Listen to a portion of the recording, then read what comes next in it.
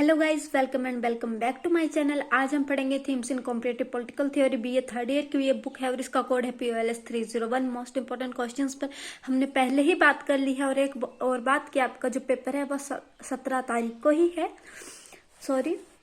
और आज हम इसका करेंगे क्वेश्चन नंबर 5। कौटिल्य के अनुसार राज्य की शक्तियों और कार्यों का वर्णन करो। तो जी, कौटिल्य के अनुसार राज्य की शक्तियों और कार्यों का वर्णन करो हमारा प्रश्न है। उत्तर है बाहरी आक्रमणों से सुरक्षा। राज्य का सबसे महत्वपूर्ण कार्य अपने अस्तित्व को बनाए रखना और इसके लिए बाहरी आक्रमणों से देश की रक्षा अति आवश्यक है। बाहरी आक्रमणों से देश की रक्षा के लिए राज्य का दुर्ग बनाना चाहिए, शक्तिशाली सेना रखनी चाहिए, गुप्तचरों का संगठन होना चाहिए तथा स्थायी मित्र बनाने चाहिए। दूसरा पॉइंट है शांति व व्यवस्था। राज्य का महत्वपूर्ण कार्य शांति व व्यवस्था की स्थापना करना और उसे बनाए रखना है। राज्य की व्यवस्था का उल्लंघन करने वालों को कठोर दंड देना चाहिए। राज्य को अपराधियों व देशद्रोहियों का कठोर दंड देना चाहिए। समर्थ व्यक्ति यदि अपने बच्चों, माता पिता व विधवा बहन की रक्षा नहीं करता है तो उसके प्रति अपना कर्तव्य पालन नहीं करता है तो कौटिल्य के अनुसार राज्य उसे 12 वर्ष तक की सजा दे सकता है। तीसरा पॉइंट है प्रजा की रक्षा। राज्य का महत्वपूर्ण कार्य प्रजा की रक्षा है। राजा का परम कर्तव्य है कि वह प्रजा को चारों ओर डाकुओं, हत्यारों, बेईमान व्यापारियों, भ्रष्ट कर्मचारियों और असामाजिक व्यक्तियों या असामाजिक तत्वों से रक्षा करे। फोर्थ पॉइंट है कृषि। राज्य की कृषि के विकास के लिए नहर, तालाब व कुओं आदि द्वारा सिंचाई की व्यवस्था करनी चाहिए। किसानों को बीज, बैल व धन आदि से सहायता करनी चाहिए। किसानों पर बहुत अधिक कर नहीं लगाना चाहिए। वो कृषि के विकास के लिए सभी प्रकार की सुविधाएं देनी चाहिए। फिफ्थ है पशुधन की रक्षा एवं वृद्धि। राजा का कार्य है कि पशुधन की रक्षा एवं वृद्धि करनी चाहिए। हाथी, घोड़े, गाय, बैल, भेड़, बकरी, ऊंट आदि राज्यों की संपत्ति हैं, अतः इन पशुओं के स्वास्थ्य की रक्षा, चारागाह का प्रबंध तथा नस्ल में सुधार करना राज्य का कार्य है। राज्य को गौशाला की स्थापना करनी चाहिए। बीमारी फैलाने पर पशुओं को औषधियां आदि देने की व्यवस्था करनी चाहिए। सिक्स्थ पॉइंट है व्यापार। राज्य की व्यापार की वृद्धि के लिए अनेक कार्य करने चाहिए। राजा को यातायात के साधनों का विकास करना चाहिए। राजा को व्यापारियों का अनेक सुविधाएं प्रदान करनी चाहिए। यदि किसी व्यापार में राजा को लाभ हो परंतु जनता का अहित हो तो राज्य को उस व्यापार को नहीं करना चाहिए। सेवंथ पॉइंट है वन एवं खाने। राज्य को वन तथा खानों की व्यवस्था करनी चाहिए। राज्य को लकड़ी के जंगलों तथा खानों की रक्षा करनी चाहिए। कौटिल्य कहता है कि कोई भी व्यक्ति जो खनिज पदार्थ चुराता है जंजीरों से बांधा जाएगा तथा उसे बेगार करनी पड़ेगी। 8th पॉइंट है राज्य का विस्तार। कौटिल्य के मत अनुसार राज्य को अपनी सीमाओं के विस्तार के लिए सदा सचेत और क्रियाशील रहना चाहिए। 9th पॉइंट है शिक्षा। राज्य को अनेक नागरिकों को शिक्षा की व्यवस्था करनी चाहिए। 10th पॉइंट है सामाजिक, सांस्कृतिक और परोपकारी कार्य। कौटिल्य ने राज्य के सामाजिक, सांस्कृतिक तथा परोपकारी कार्य का विस्तृत वर्णन किया है। उसके अनुसार राज्य का कर्तव्य है कि वे देखे कि पति पत्नी, पिता पुत्र, भाई बहन, चाचा भतीजा, गुरु शिष्य एक दूसरे के प्रति वफादार है, एक दूसरे को धोखा एवं फरेब तो नहीं करते। इस प्रकार कौटिल्य ने सामाजिक संबंधों की पवित्रता पर अत्यधिक जोर दिया है। कौटिल्य ने स्त्रियों के सम्मान, बालिकाओं की सुरक्षा, प्रेमियों के संबंध विच्छेद, विवाह आदि का विस्तृत वर्णन किया है। ठीक है जी। नेक्स्ट आपका है राजा की शक्तियां और कार्य। जो ऊपर वाला मैंने आपको प्रश्न करवाया वो था राज्य के कार्य। अब ये है राज्य की शक्तियां और कार्य। प्रजा का कल्याण सबसे पहला पॉइंट है इसमें, प्रजा का कल्याण।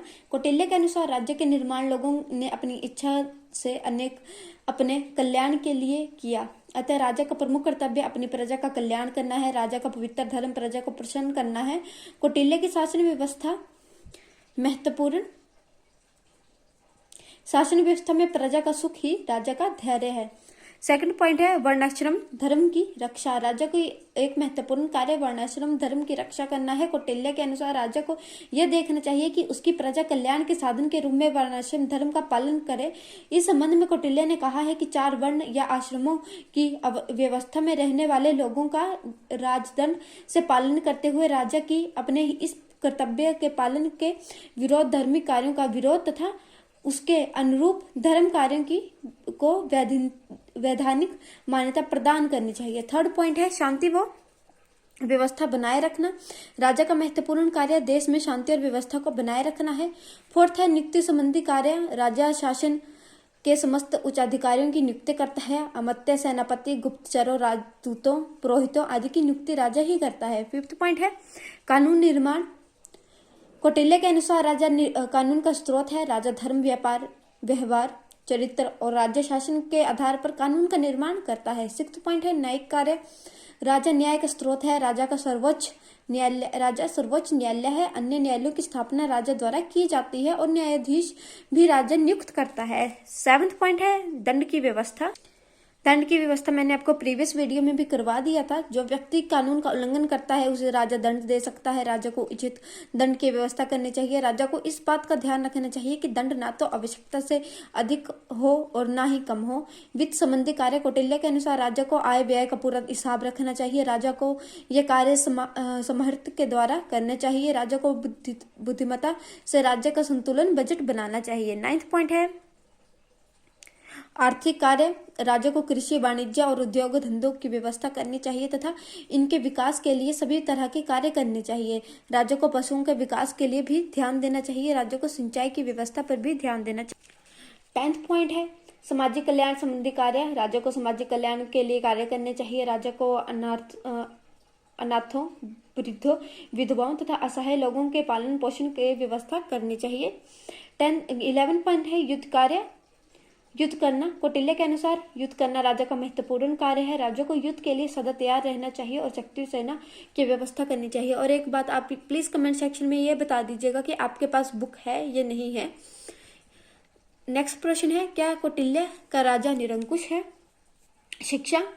राजा की शिक्षा दीक्षा राजा को निरंकुश होने से रोकती है क्योंकि शिक्षा द्वारा राजा में ऐसे संस्कार उत्पन्न किए जाते हैं कि वो निरंकुशता का मार्ग न अपनाकर जन कल्याण के लिए ही लगा रहे।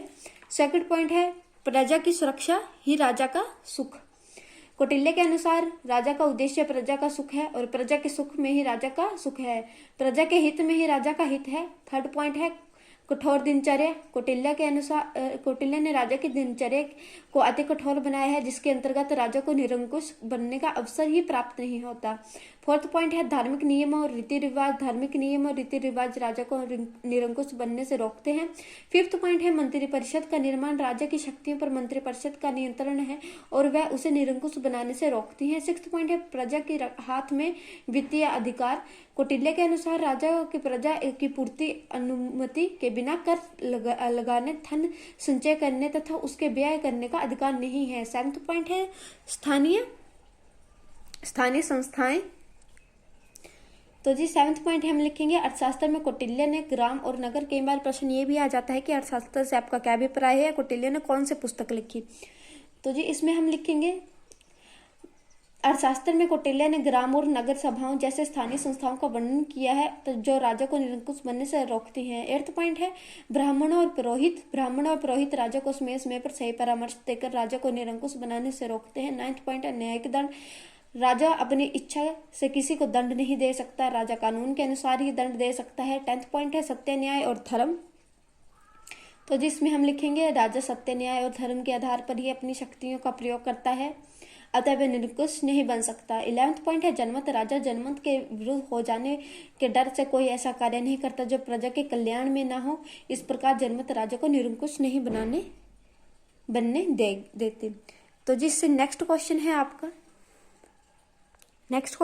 स्वराज्य का लक्ष्य प्राप्त करने हेतु तिलक ने किन राजनीतिक विधियों की वकालत की है, व्याख्या की। प्रश्न कुछ इस प्रकार भी पूछा जा सकता है, तिलक जी ने स्वराज्य प्राप्ति के लिए किन 4 साधनों का वर्णन किया है। स्वदेशी का प्रचार बंगाल के राष्ट्रवादी आंदोलन में बहुत पुराना था। दादा भाई नौरोजी, गोपाल कृष्ण गोखले और इनसे भी पहले गोपाल राव हरि देशमुख तथा स्वामी दयानंद ने स्वदेशी का प्रचार किया था, परंतु स्वदेशी के विचार को जनता तक पहुंचाने वाले तिलक जी थे, क्योंकि उदारवादी का संपर्क उच्च वर्ग तथा मध्य वर्ग से था। उन्होंने महाराष्ट्र तथा नगर में स्वदेशी का इतना व्यापक प्रचार किया कि प्रत्येक व्यक्ति उनसे बहुत प्रभावित हुआ। तिलक जी का केंद्र स्थान पूना था और उन्होंने स्वयं सेवकों को समस्त महाराष्ट्र में फैला दिया था। ठीक है जी, फैला दिया था, और कोई गांव ऐसा नहीं था जहां स्वदेशी का संदेश ना पहुंचा हो। दूसरा पॉइंट है विदेशी वस्तुओं का बहिष्कार। तिलक जी ने स्वराज्य प्राप्ति का दूसरा साधन विदेशी वस्तुओं का बहिष्कार बताया। यह आंदोलन भी बंगाल के विभाजन के पश्चात आरंभ हुआ। तिलक बहिष्कार को स्वदेशी का पूरक और यहाँ तक कि अभिन्न अंग मानते थे। उनका विश्वास था कि बहिष्कार के बिना स्वदेशी की चर्चा करना निरर्थक है। यदि हम स्वदेशी वस्तुओं का प्रचार करना चाहते हैं तो यह आवश्यक है कि विदेशी वस्तुओं का बहिष्कार करना चाहिए। विदेशी वस्तुओं का बहिष्कार का मूल उद्देश्य अंग्रेजों ने आर्थिक हितों पर दबाव डालकर ब्रिटिश सरकार को झुकाने के लिए मजबूत करना था। तिलक जी ने इस आंदोलन का प्रयोग भी राजनीतिक उद्देश्य के लिए किया। थर्ड पॉइंट है शांति में निष्कर्ष विरोध। तिलक जी ने स्वराज्य प्राप्ति के लिए केवल स्वदेशी प्रचार का बहिष्कार तक ही अपने साधन सीमित नहीं रखे, बल्कि उन्होंने ब्रिटिश शासन का शांतिपूर्ण निष्क्रिय विरोध करने का भी उपदेश दिया। तिलक जी का अन्य साधनों की अपेक्षा निष्क्रिय विरोध पर अधिक विश्वास था, परंतु उनका विरोध सक्रिय न होकर निष्क्रिय विरोध था।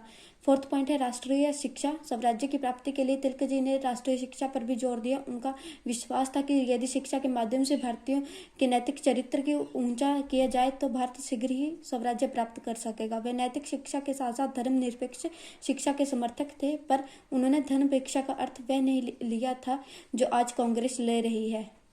उनके अनुसार मुसलमानों को इस्लाम और हिंदुओं को हिंदू धर्म की शिक्षा मिलनी चाहिए। हिंदुओं और मुसलमानों को धर्म की शिक्षा इस प्रकार दी जाए कि वे एक दूसरे का धर्म का आदर करना सीखें और प्रेम से रहें।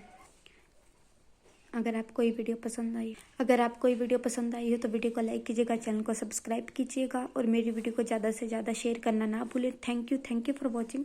और इसके आगे हम करेंगे प्रश्न नंबर 7, महात्मा गांधी जी के स्वराज्य पर एक नोट लिखे। इसको हम नेक्स्ट वीडियो में करेंगे। इस मेरी वीडियो को ज़्यादा से ज़्यादा शेयर कीजिएगा। Thank you for watching.